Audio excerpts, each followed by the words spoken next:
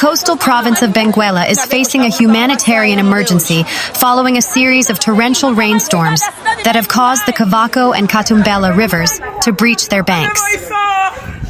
As of April 13, 2026, official reports confirm at least 14 fatalities, with dozens still missing and thousands displaced from their homes. The crisis began after 72 hours of uninterrupted heavy rainfall in the interior highlands of Huambo and Benguela. This massive volume of water funneled into the Cavaco River basin.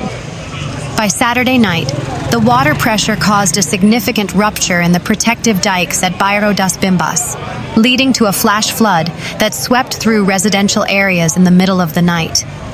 The Civil Protection and Fire Service, SPCB, have been working tirelessly to recover bodies and rescue those trapped on rooftops. Most victims were recorded in the municipalities of Benguela and Catumbela. Many were swept away while attempting to cross flooded bridges or were buried under collapsing mud brick homes. The main artery connecting Luanda to the south is currently impassable near the Cavaco Bridge. This has halted the transport of fuel, food, and essential goods. Thousands of hectares of banana plantations and vegetable crops, the backbone of Benguela's local economy, have been destroyed, raising fears of a localized food shortage. With sewage systems overflowing, health officials are issuing urgent warnings regarding the potential outbreak of waterborne diseases like cholera and malaria. Governor Luis Nunes has declared a state of emergency for the province. The National Air Force has been requested to provide helicopter support for aerial reconnaissance and to deliver food to isolated communities that are no longer reachable by land. The priority is saving lives, said a spokesperson for the Civil Protection. We are urging all citizens living near riverbeds to evacuate immediately to higher ground. The soil is saturated, and further rain is expected in the coming 48 hours. The situation remains critical due to the Cavaco River overflowing after the dike protecting the left bank in the Bimbas neighborhood broke, following heavy rains in recent days, according to the provincial government. The collapse of the structure caused an uncontrolled flow of water, resulting in severe flooding in the Calomanga area, adjacent agricultural areas and farms, as well as in the neighborhoods of Massangarala, Cotel and Santa Teresa. In response to the situation, the provincial government of Benguela announced through its official Facebook page that buses have been mobilized to support the affected populations, guaranteeing that all displaced persons will be properly received and assisted by the competent authorities. There are also reports of flooding in residential areas along the river and of road traffic being cut off between the municipalities of Benguela and Lobito. Images shared on social media show residents who had to abandon their homes, seeking refuge on rooftops while calling for help. Authorities are urging residents in the affected and surrounding areas to remain on high alert, adopt safety measures, and cooperate with teams on the ground, particularly during evacuation procedures. Rail traffic on sections affected by the rains that fell on Saturday in Benguela province has been suspended indefinitely, announced the Lobito Atlantic Railway, LAR company. In Luanda, preliminary data from the Civil Protection and Fire Service, provided to Lusa, indicate that last night's rains caused one death. 2 people are missing.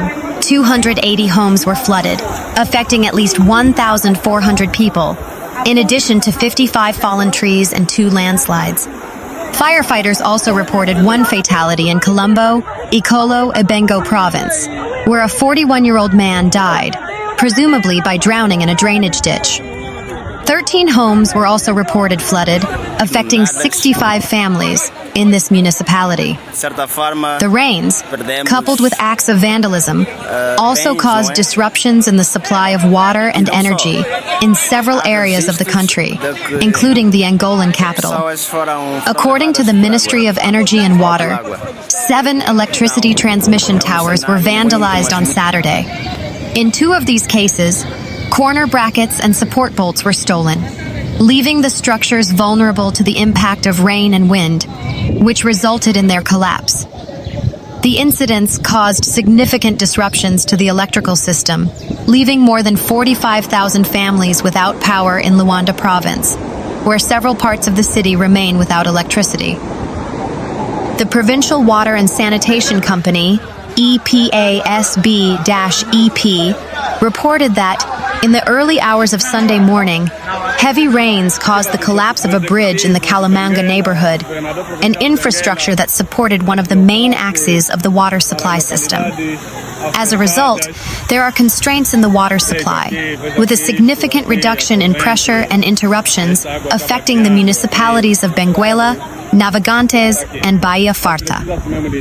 Meanwhile, in a statement released on his official Facebook page, the leader of the National Union for the Total Independence of Angola, UNITA, Adalberto Costa Jr., expressed deep concern about the situation in Benguela, where the rupture of a dike protecting the Cavaco River caused severe flooding in several neighborhoods of the city, forcing hundreds of families to abandon their homes.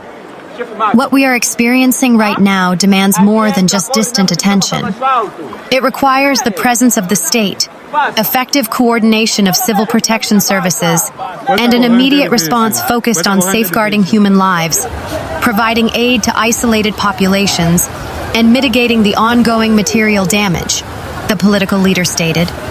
Adalberto Costa Jr. added that these situations highlight the importance of prevention and maintenance of containment infrastructure, which he considered as important as emergency response. The politician also appealed to the competent authorities to mobilize all necessary resources, reinforce evacuation and assistance operations, and guarantee dignified shelter for the affected families, expressing solidarity with the affected populations, who are currently facing losses, uncertainties, and forced displacements. Torrential rains hit Angola again over the weekend, causing flooding and 2 confirmed deaths.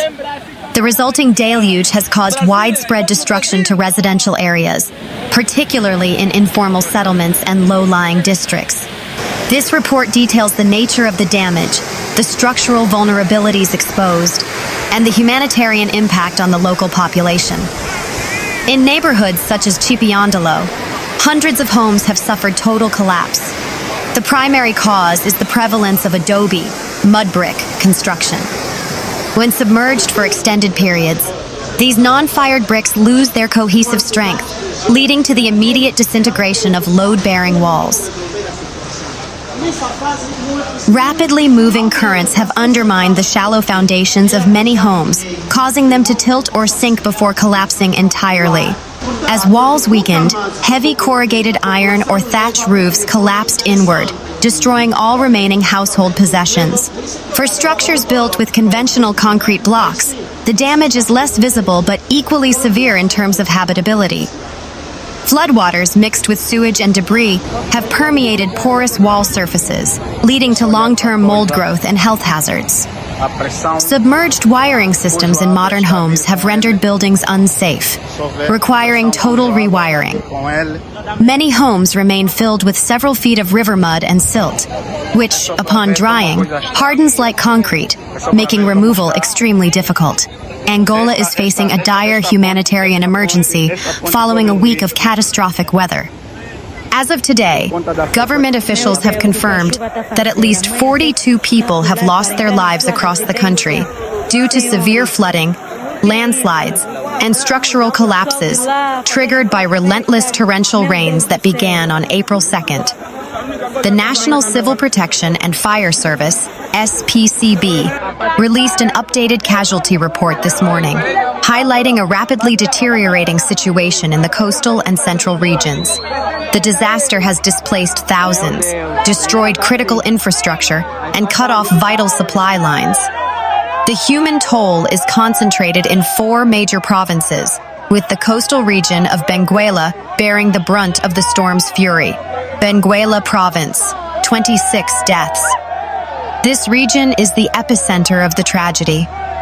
Flash floods turned streets into raging rivers, sweeping away vehicles and pedestrian bridges.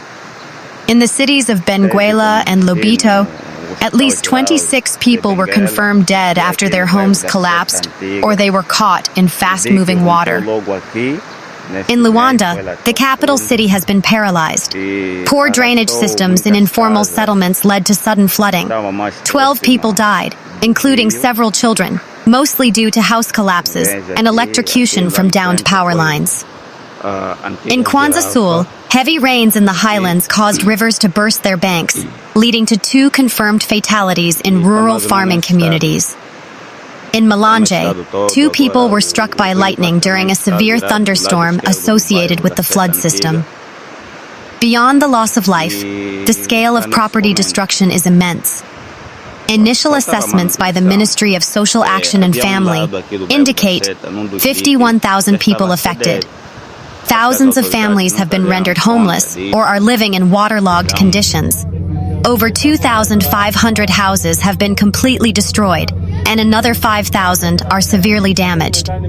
15 schools and 4 health centers have been submerged, halting essential services during the peak of the crisis. In Luanda, the saturation of the soil has made many hillside areas prone to landslides, forcing the evacuation of hundreds of residents. The flooding has struck a significant blow to the national economy. The Lobito Corridor, the strategic rail link connecting the Port of Lobito to the mining regions of the DRC and Zambia, has seen multiple sections of track washed away. Rail authorities reported today that freight services have been suspended between Benguela and Cubal. This interruption threatens the export of critical minerals like copper and cobalt, raising concerns about the long-term economic fallout for the region. President João Lourenço issued a national statement this afternoon, expressing profound grief for the victims and their families. Our priority is the preservation of life.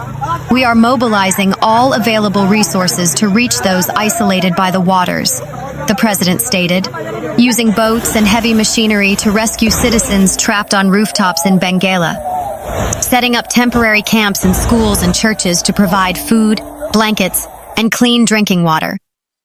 Health teams are on high alert for outbreaks of waterborne diseases, such as cholera and malaria, which typically spike following such floods.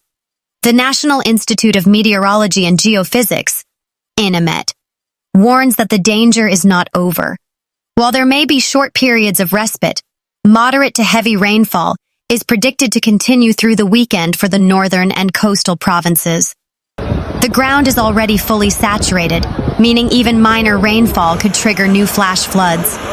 Citizens in high-risk areas, particularly those living near riverbanks or on steep slopes, are urged to seek higher ground immediately. Bairro da Massangarala.